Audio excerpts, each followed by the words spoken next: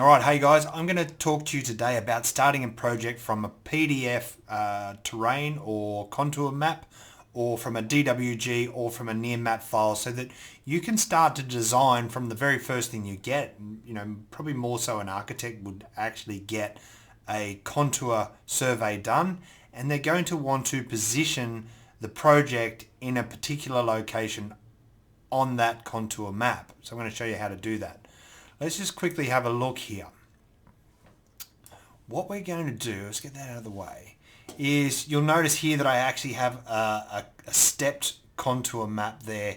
It's from a PDF, but it could be from an image as well. I'm going to show you how to import that. I'm going to show you how to import terrain from near maps so that you can actually look at the image from above. And I'm going to look at how to get a DWG contoured so that we can use that to set out our project.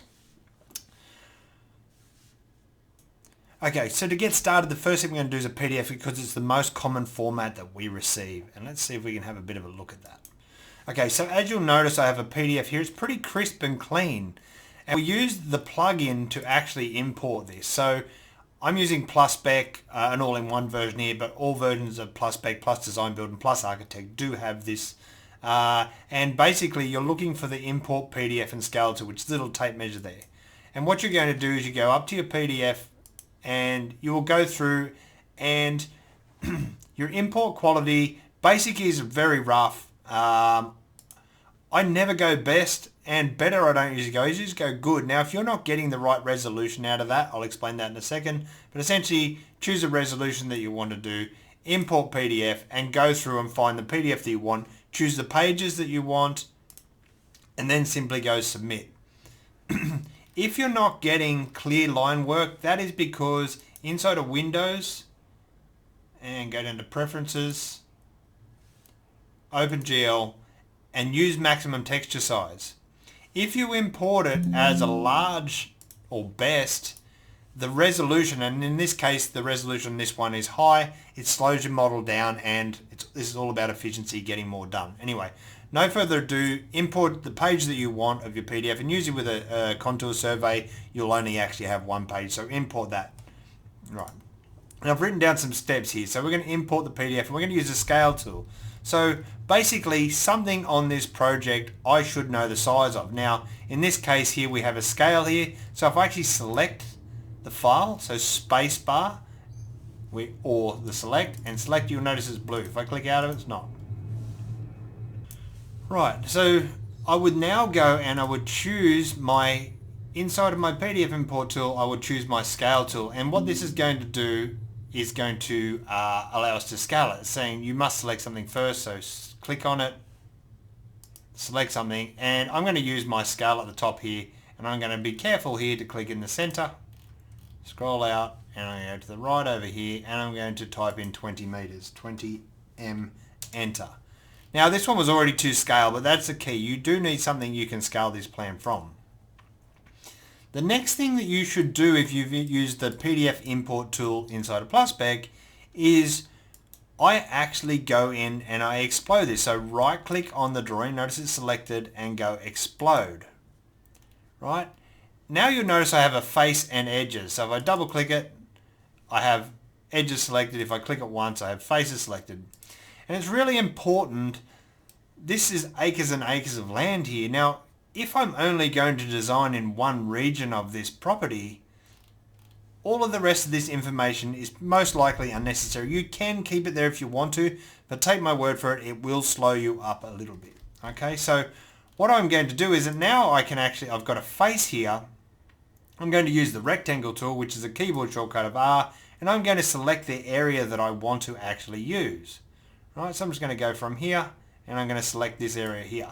You'll notice the rest of the PDF is still dotted. If I push my delete, I have now isolated the geometry or the area that I want to contour. I could go and group it back together now, so if I double click it or triple click it, I can go right click, make group. And what that's done is isolated the geometry so it's not sticky. If I actually go and double click to get back inside, you'll notice I can now edit my geometry. And all I really need to do now is actually trace around my contour lines. We will get to positioning things later, but at the moment, this is what you need to do. Right, now, you could use the arc tool, so arc, which is here, and you could get super precise, but guys, let's be honest, if you're designing a putt-putt golf and the contours are super important, then yes, do that, but really, you don't need to get to that level of detail. The more geometry you put in the model at this stage, the slower SketchUp's going to run. Okay, but I will do this one, quickly just do this with an arc there. And the next ones, I'm not going to get as fussy. I'm going to go line, which is my line tool up here. I'm going from the edge. Notice it says on edge. And I can just get to wherever it is that I wanted to do. But most importantly, I need to ensure that when I draw my line, it is going to be on face. That's saying outside of active. I'm going to use my 2D tool, which is in Plus Design Build, and which basically is going to give me a parallel projection straight down, makes it easier for me to trace. And you'll notice I have a blue dot there, which basically means I'm on face. Right, and I'm going to try and get over to here. Right, now I can see I have two faces, you see? Right, two different faces and one up here. Right? And what I can do, and I'm not going to make this too repetition, I'll just do one more, is I'm just going to quickly go through and, draw it where I want it to go. Being that this was imported as a large or best, the resolution on this image is too high, and my computer's only a reasonable spec. It's kind of about a $1,500 computer, if that means anything to anyone. I don't want to get too caught up here. And I'm going to trace roughly where my contours are. You be as accurate as you need to be, right? And you'll notice I now have another face. Now, if I actually push my center scroll wheel down to turn around here, I can now figure out, or I can now start to bring these contours up. So if I use my push-pull tool, I know that the increments between these contours is 200 mil. So if I use push-pull, you'll notice that it actually lifted the image, but at the moment I've just dragged it to any distance, 819. I'm going to type in 200 and enter. Right, therefore the distance between here and here is 200 mil. Now if I double click this face again, it will bring it up another 200 mil, and if I double click it again, therefore I'm up 600 mil, which would be 2, 4, 6, I need one more. Now I'm up 800 mil. Right, if I now go to my next face, and I can go in, I can type in 600 mil if I want to. 600, enter. Sorry about the slowness here. That's what happens when you import a high resolution image. 400, enter. And the next one will be 200. Now, I can just go to my midpoint, which is half of 400. And you'll notice I'm starting to contour that file there. Now if I went back to my other one here that I showed you earlier, the result would be PDF, and this is actually one that I did earlier. I didn't spend too much time on it, guys. I did what I needed to do. We'll talk about setting out the location and height of the plan later on. Right. Okay. Now from here, I'm just going to go back to up here, import PDF. And so I've isolated my work region, and then I've traced my contours, deleted unnecessary information, and push-pull the faces. Now, I could also use the Sandbox, and instead of having it as a step PDF like I have here, I could actually have this as terrain.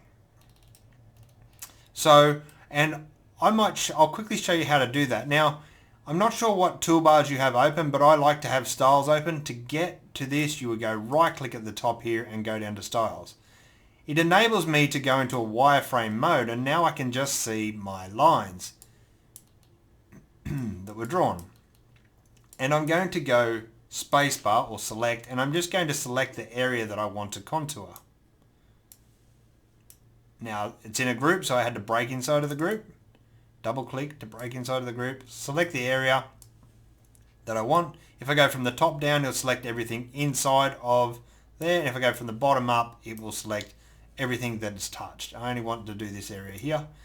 Right, and what I want to do is I actually want to run a terrain over the top of this. So I'm going to right click again at my top of my toolbar. This will happen on Mac and Windows. On Mac it'll open up a whole heap of different things, but what I'm really looking for here is Sandbox tools. And you'll notice that this toolbar comes up somewhere on your screen. And the very first tool in the Sandbox is create terrain from a set of edges. If I click that and I go and turn my images back on, you'll notice that now I actually have, I guess, a more uniform or a not-stepped area. I could then go through and delete these if I wanted to and have it as whichever way I want to do. So if you want it stepped or you want it contours, it's a matter of selecting the contours, going up to your Sandbox tool, choosing the first, and create terrain from a set of selected edges. Again, select the edges that you want to create the terrain from and create your terrain. Right. I'm just going to move this out just so you can see what happened there. Right, there is my terrain there. It created it as a group, right? And if I turn it on the edge there, we can see what's going on there, and I actually have terrain there. If you've got any questions, guys, ask them below in the comments. I'm going to move forwards. The next one I'm going to import is a DWG. Now, you can see that I've got some geometry left in there from the last one that I did. I'm just going to go Control Z. I'm going to undo it all because I kind of just want to get to what it is that we're doing. So I'm going Control Z. I'm undoing what I did previously just so I can get rid of that information. Right. Okay, now you'll see that I have a DWG, and the benefit of the DWG is I don't have to go and trace over everything, because when I break inside of this DWG, it actually has individual lines or vectors that I could utilize. And the biggest problem with when you import a DWG, I'm going to show you that in a second, is there's too much information. You'll notice I purposely didn't go and delete all the information that was required, just to show you how much of a mess importing a DWG can be. Now, to import a DWG, you have two options. You can go to File at the top, and you can go Import, and you can select down the bottom right hand side here DWG/DXF, and you can navigate to your file and push Import.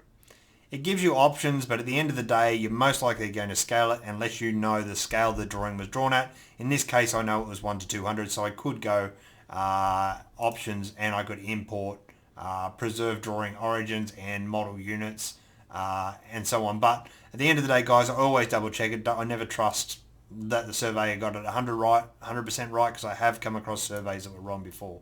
I'm going to cancel. There's an easier way, is if you go to your files, you can actually just go and drag and drop a survey straight in, and it will drop it straight into your file, and it did it. It's just a lot quicker.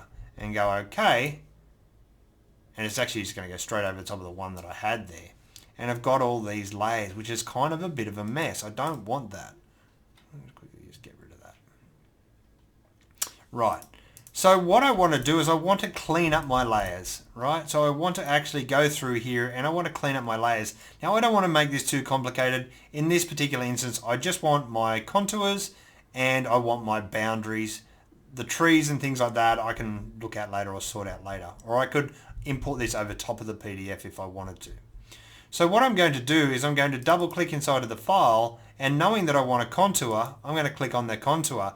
And you'll notice I have my default tray open, but if you don't, you can go up to Window, Default Tray, and choose what you want. You'll notice that I have several there. If you've got a screen capture program, guys, you can see what I've got open. I don't really want fog, I don't want shadows, and I definitely don't want outliner, but I just want my entity info, materials, components, styles, tags, scenes, and shadows if you need them. I don't need instructor either. Okay, right, so getting back to the point is that I want to know what the surveyor has called the tags. And you can see here it's DTM03. So in SketchUp 21 and above, I can actually push search inside of my tags. You can see I'm inside of my tags here. And if I wrote DTM, it actually went through. And now I can turn my contour lines on and off. right? So I'm going to turn them off. I'm just going to clear that. And I also want my boundary. So what does he call that? It's fence, not necessarily boundary. BDY042. There it is there. Turn that off as well. All the rest of these contours and all the rest of the information for this purpose or for this demonstration, I don't want them there. There's certain things you will and won't want, so turn off the layers that you don't want and then go through and select the ones that you want to delete. And you'll notice I clicked on the top one here. I'm going to scroll down and I'm going to go to here and I'm going to go Shift. I could also go Control and get rid of these other ones here as well. Now I've selected the layers I want to delete. So if I go right click, delete tags, it's giving me the option to assign those to another tag. So I could have created my own tag or layer and assign all of them to that. But in this instance, I'm going to delete the entities and go OK. Right. Now you'll notice how much easier it is for me to be able to now see my boundary and now see my contours. It's just simplified it basically. Right. Now the next thing that you want to do before you actually go about moving these contours up is you actually it's better to have a boundary, or you can copy and paste what we have here and create it as another group, and that's what I'm going to do. So what I'm going to do is I'm going to select all. Now because I'm inside of a group, if I go Control A, it's selected everything just inside of the group, nothing else. And I'm going to go Control C and I'm going to step outside of the group. You'll notice the group's changed now, you'll see that. And if I go Edit, Paste in Place, it's actually now created a copy in the exact same location as what I had before. And I'm just going to go right click and I'm going to make that a group. Now I have two groups exactly the same, and the reason I did that is I'm going to hide one group, which is right click hide. I set up keyboard shortcuts, guys, and you should set up keyboard shortcuts. Now I've had one hidden and I have one sitting on top.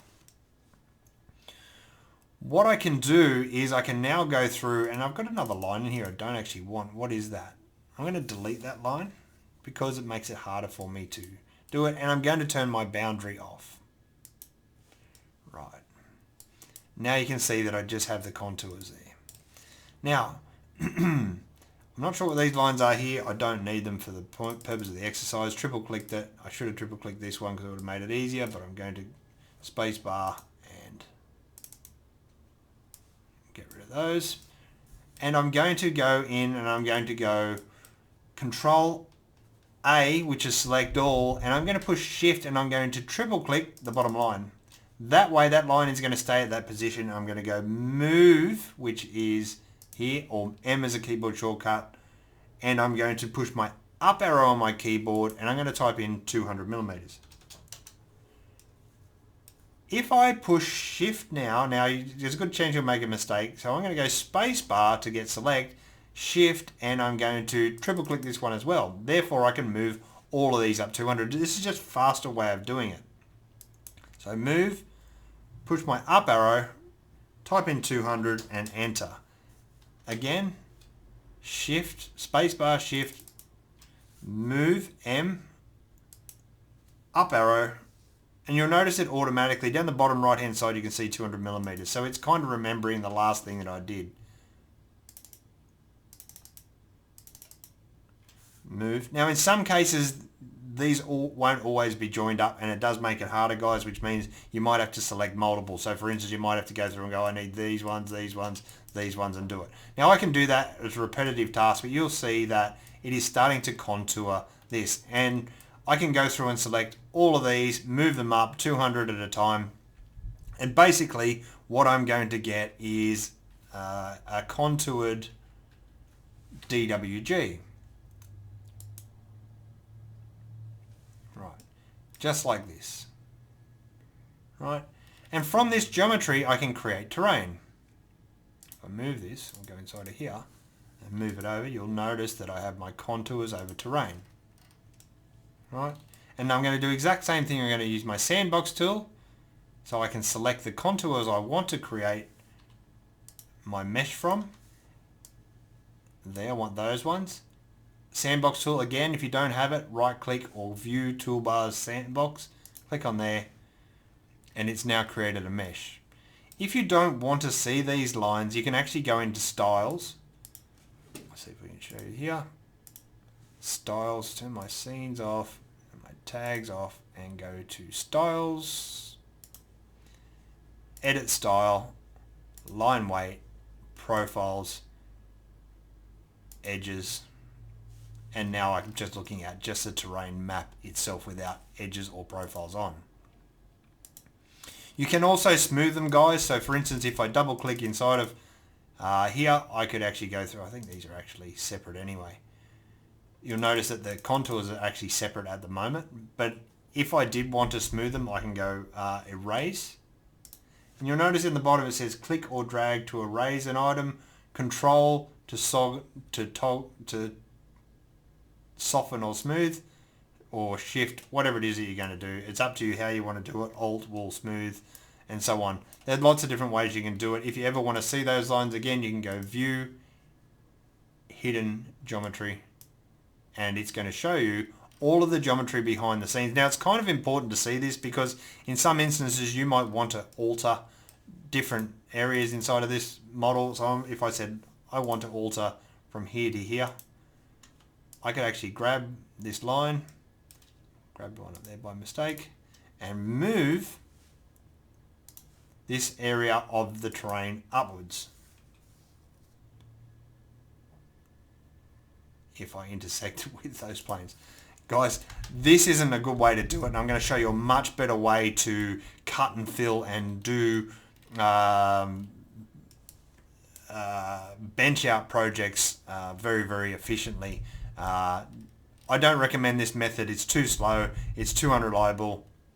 Stay away from that one. And before you do actually look at benching a job, there's one important step that we've missed that will actually ruin your model. So really you need to pay attention in these next steps. I'm going to go back to that other file. Orientation and position. Okay, these contours here are actually running to solar north, which means that if I had this file geolocated, my shadows would work correctly. However, that isn't what I actually want to do. I'm going to orientate my north point later because the most important thing to do is to ensure that whatever you're going to draw or the project you're going to draw is on axes. Now to explain that, you'll notice when you open SketchUp you have green, red and blue axes. And by default, when I want to draw a line, SketchUp tries its hardest to snap to an axis, right? And when I draw a rectangle, let's quickly do this. If I draw a rectangle, by default, that's actually automatically going to be on axes. And if I was using PlusSpec wall tool, it's also going to want to snap onto an axis. Right, so quickly just put this wall in here. It's snapped to an axis. Even when I'm outside of that, it's trying to stay to an axis because most of the things we draw are square or 90 degrees. You can draw outside of that by typing in a degree, and that's what you should do if you do have that instance. Now I'm going to go back to here and explain this a little bit more. You'll see on the contour map that I first did here that it actually, let's pretend that this is going to be our area that we're going to use. Now I need to get rid of this site survey, so just quickly delete it for the moment. Right, and you can see that because I didn't group this, when I started to draw over these contours, it actually intersected with the file. I'm just going to right click and I'm going to make it a group. Now, solar north is directly up. However, the walls drawn here aren't on axes. So if I actually wanted to draw walls or a line on here, I have to be really, really careful because you can see that it's trying to snap to the red axes. The biggest mistake I ever made and the biggest mistake you'll ever make is to actually draw over top of a file that isn't on axes as far as the building area. So what should I do? I've selected the file, so select, and I'm actually going to rotate it until it gets onto an axis. But to find my axes, I'm going to use my line tool, and I'm going to do exactly what I did before, and I'm going to draw that on my red axis, which is basically enabling me to turn the contour survey to suit my axes. I'm going to go to Q as a keyboard shortcut, which is also rotate, and I'm going to drag this down so it's on axis. Now your solar north is technically it's not correct, right? So if I actually looked at it in 2D, you can see that my plan is actually off axis, and that's fine because we will talk about how to put our north point in later. There's one other thing that I wanted to talk to you about, and if you remember from that original file that I showed you, that we also have the ability to add terrain, and this terrain can be from near maps. There's now Bing and so on. I'm going to show you how to import that as well, and I will show you how to mess with that as well. I only use my detailed contour survey for the area that I'm actually going to build on, because everything else has no real consequence to it. Okay, so inside of Plus Design Build, PlusSpec and Plus Architect, you actually have import terrain tools inside of your scene tool. Now, if you've been using PlusSpec or any of these tools for long enough, you would have seen the scene tool, but it's very easy to skip over the fact that we have add geolocation, we have north points, and we have toggle on and off axes. If I click on this geolocation, you'll notice that it now brings up an add location, which is a SketchUp functionality, and I can type in an address here, and I can search for an area, and I can import that area, and what it's going to do is it's actually going to import, I won't do that, but type in your address here, select the region, which would be here, and choose where you want to grab, and go import. Now, importing a Bing image is actually a lot better than a digital globe, but your resolution can sometimes be limited. If I went to very high resolution, I don't have the option to choose Bing anymore. If I went to a lower resolution, I could choose digital globe, or I could choose whatever it is I want to do. I find I usually use near maps on a customer's job because I charge the client, and to give you an indication, to import about 8 acres in my region is about $8. Money well spent. Use the near maps in my opinion. However, if you're on a budget or you're trying to save money, use the Bing. Okay, push import once you've selected the region, and what it's going to do is it's actually going to import two things. It's going to import this bottom map here, which is my location snapshot, and you'll notice in my entity info it is now on a tag. So if I went to my tags and I look for location snapshot, I could type a search in here. I can turn that off and on. Or location terrain, I can turn that off and on. And you'll notice in this terrain here, I've actually started to cut out an area. This is a job that I did previously. And the reason why I cut this area out is because this was cut and the other area was filled. And I'm going to show you how to do that.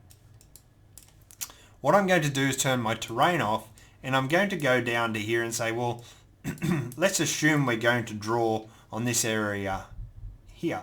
So I could actually trace over this area, but I'm just going to quickly create a rectangle. And you'll notice that now I have my rectangle sitting on my terrain. It's easier to draw on a flat surface than it is to try and draw on your terrain. If I try to draw a rectangle on a terrain, half is going to get missing. You can push your up arrow and force it to draw in areas, but it's too difficult. Whereas when I use my snapshot, I could quite easily draw a rectangle on that. And what I'm going to do is I'm going to push this rectangle up through my terrain. And I'm going to make it a group.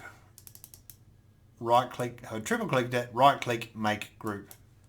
And now I'm going to cut it, or Control X is a keyboard shortcut for cut. And I'm going to go bust inside of my near map file, and you can see that I can, on my terrain, I can select edges and faces. If I go edit, paste in place, I can now intersect this geometry with the map. So select the face and select the group, right click, intersect faces with model, because the model is the face. So if I go and hide this now, you'll notice that now I actually have two faces. right? So I could actually go in and delete this face if I wanted to, and you'll notice that I've now cut that. If I said edit unhide last, or all, I'm going to say last, I could actually now go inside of here, select this, and select my near map file. Sorry, go inside of here, I'm going to explode this, right click explode. I'm going to go Control X and cut it. I'm going to go back inside of near maps file, and I'm going to go edit paste in place. Select the face, right click, and I'm going to intersect faces with model. And now what that's done is it actually created two different faces, and you can see down the bottom here, I actually, when I did that, I probably should have joined my edges back up again. I must have just made a mistake there. I'm going to quickly do that now. It's kind of good to make mistakes in front of you because we all make them. Alright, now if I actually delete this face out of the top here, you'll notice that I could actually bring this up and make it a cut or a fill. Push. Let's just say we're going to cut this area here, and we could also fill another area. We can push these up or down, or use the move tool to move them up and down to suit ourselves. All right. So depending on where I wanted to cut and fill would be depending on how far I push and pull that up. I can also move these in and out. Push Control, I think. Right. So Control, you see the little plus there, it'll enable me to move things around a touch. That's a good example of a cut. I should have drawn my rectangle outside and above here to give me a fill, and then I could have quite easily created a fill. So if I go here and go Control, the distance or the residual of that would actually be where I would fill. If I went back and said, well, I actually want to fill it at a level line, say here, and push and pull it out, that would be my fill. And I could push and pull and mess around with that. Guys, I won't spend too much time on it, but you can also quantify this, and there's some other videos that I've created about quantifying cut and fill so that when you're actually allowing for a quote, you know what the cost is going to be to do it. Okay, so a quick recap. All right, guys. Now, the next thing I'm going to talk about is the height to draw at. It is basically, a lot of architects say to me, Andrew, I don't know where I should start from. I have this contour map, and you know, in this particular case, I'm 957 meters above sea level, and a lot of people wrongly do this. Let's just quickly say, let's just cut this in half and say roughly this is our contour, and it's saying that I'm 957 meters above sea level.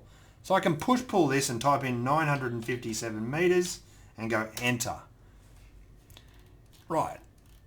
What's happened here is that technically I have my contour at the right height, but 957 meters is a kilometer or a little over half a mile. SketchUp or all 3D software works inside of a sphere, right? The further you get from the axis, the closer to the edge of the sphere you get, and sometimes you may have noticed, and I'll see if I can do it here, that you'll get a thing called clipping, where it starts to cut through the outside of your model. And I know that SketchUp 22 has really improved this a lot because a lot of people were asking questions about it, but at some stage it will clip and it will start to do strange things. You don't want that, and the reason why that happens is because where I want to draw isn't 957 meters above the axis. It's actually, I want to draw down on the axis, right? So it wasn't necessary for me to do that. Really all I should have done was chose the lowest point, right? So in this particular case, let's just say roughly 95652. So what we're going to do, and this is our benched area here, which is 9570. I always draw my finished floor level on the ground floor to be 0, 0, which is here. That means it'd be 957 down if I want to get to sea level, but I don't need to draw the sea in my model. So therefore, the rest of my contours actually go down here, and I would be drawing my house in this location. And there's several reasons for that. Is that when I actually go and say choose some walls, and I won't get too caught up here, I'll quickly just draw a couple of double brick walls. Set some window heights there and go submit. And I'm going to quickly just draw a quick rectangle here because it will help me explain to you what happens. Put a roof on that. Okay, so I have this little house that I'm going to do here. Now when I create my scenes for my 2D documentation and planning, it doesn't know the height of anything. What it's going to do is it's going to create scenes. I'll go for design and go submit. You'll notice at the top here it's creating these scenes. And if I went to floor plan number 1, it didn't matter because I'm looking top down. However, if I went to my elevations or my sections, they won't be in the right location if I drew it 957 meters above sea level. Section A, and there you go. It is in the center of the model. I would now move my section to where I wanted it to be through that model. Go back to my section A, zoom into where I want it to be, and I would go right click, update scene. And therefore every time I go to section A is going to be in the right location. Section B would be the same thing. Move the section to where you want it to be, and away you go. A really good thing to remember, finished floor level on the ground floor should be 0, 0. If you've got basements, they go down. If you've got 6 stories, they go up above that. Right, now I want to talk about one more thing, is the geolocation. I'm going to go back to the other file that actually had the geolocated area in there that I had imported. Now there's a distinct benefit to this file, because essentially if I turn my shadows on, it will actually give me the right location for the sun according to the time of day and the month of year. So I'm going to turn you notice in the bottom here I have shadows on. You can also bring them up on screen by right clicking up on the toolbar and then going down and clicking on shadows. And if you look at what I drew in here before and I turn my shadows on, I could change the month of the year and the time of day. Now if we rotated the terrain or the near map data, it didn't update the shadow locations, right? So to make that clear, how do we go about resetting our north angle? So I'm going to look at it in 2D mode top down, right? And I can now see, here it is. If I go back to my scene tool, and you'll notice that the second one in line there is set north. And now I can actually go and choose my solar north. Right, so you'll notice the shadows over here are going to move according to wherever I select my solar north. And usually when you import a Bing map or a contour survey, everything is usually north. But let's go back over to the other file and see if we can go that one, this one, import PDF. Here's the PDF, but I had changed that, and north is actually this way.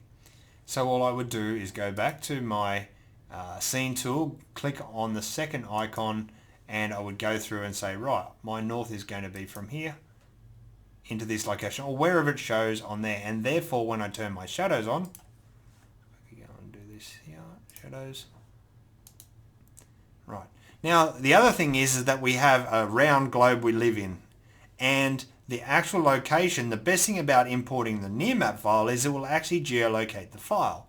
However, this one here, I don't think I've imported any geolocation, and just in case you're wondering, if I go window, model info, and in Mac I'm pretty sure it's file, model info, geolocation, add location, and you can physically type in that location if you want to. Right? Same thing will happen. Or set manual location, I'll close that.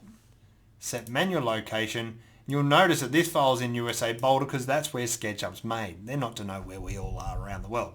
So go and type in your location. If you have the latitude and longitude, which you should have in your survey plans, you can actually put that in there, and therefore you'll be in the right side of the globe. When you orientate your north point will be correct. And guys, I've actually used this. I actually did a council submission and got down to the minimum requirement was I had to have 2 hours sunlight in the neighbour's window, and I got down to minutes and actually built the home, and the contours of the job and the neighbouring property, I was within minutes. On my own house I tested it as well. It's very accurate. Anyway, getting back to what we're talking about. Alright, so in essence what we've done is we've imported a site plan. We have taken all the stuff out that we didn't need, so contours that we don't need, all the information we don't need, and we simplified what we have as a model. We then located our ground floor height so that 0, 0 was the center of our axis. Alright, just to explain that a little bit more, our axis is, this is 0, 0. Now the height of this plan is at 0, 0. Right? If the contours go lower, they go down. If the contours go higher, they'll go up behind it. But ground floor level in all software really should be at 0, 0. Guys, I'm not a Revit or ArchiCAD aficionado, so correct me if I'm wrong below in the comments. But in SketchUp and using PlusSpec, 0, 0 ground floor level. Once you do that, you can orientate the position, create 3D contours from a 2D plan, and choose a drawing height. Now everything can be turned on and off, guys. At the moment there's no tag in here. If you like to call things the way that you like to call any particular item, so you can turn it off, on and off, you can create your own tag and you can call it survey or whatever it is that you want to call it. Right, I usually put a number in front of mine because it's easier to find, 1 survey. Now if I went to here, I can go to my entity info and I can put this on 1 survey. That means when I go and look for 1 survey inside of here, I'm going to type in 1 survey. Here it is. You can update your scenes to show this or not. So for instance, at the moment an import PDF is turned on. If I turned 1 survey off and went up to my scene, went right click, update, next time I click that scene it remembers that I actually have that turned off. If you want to turn it back on, go over to your tags and turn it back on. Guys, that's the beginning of a design. Accuracy is the key when you're positioning plans, and if you are going to use several different files, copy, paste in place is a really good thing. I'm going to quickly show you that before I say goodbye. I'm going to copy this here, Control C. I'm going to go to the other file. Let's just go to here, say. And I'm going to go Edit, Paste in Place. Now what it's done is it's remembered the location that was drawn in the other file from my axes. So I could do edits or whatever it is I wanted to change. I could change this drawing, push, pull, do whatever I please, and I can go and put it back into my original file. So if I said here, and let's quickly add a window.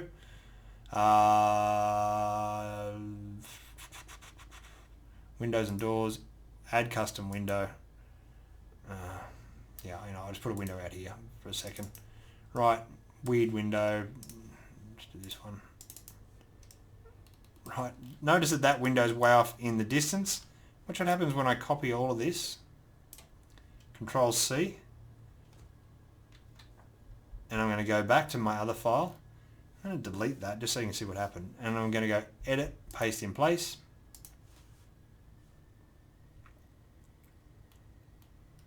Right. And my other window will be off in the distance somewhere. There it is over there. Right, because it's remembering the location from my axes. Axes is so important. This is the location in the other file from here, and that's the edits that I made. And you'll notice that now I can use multiple files to work on one file by copying, edit, paste in place. Anyway guys, hope it helps. If you've got any questions, ask them below. It is a big topic. I hope I got through it all right. As I said, if you like the video, push like.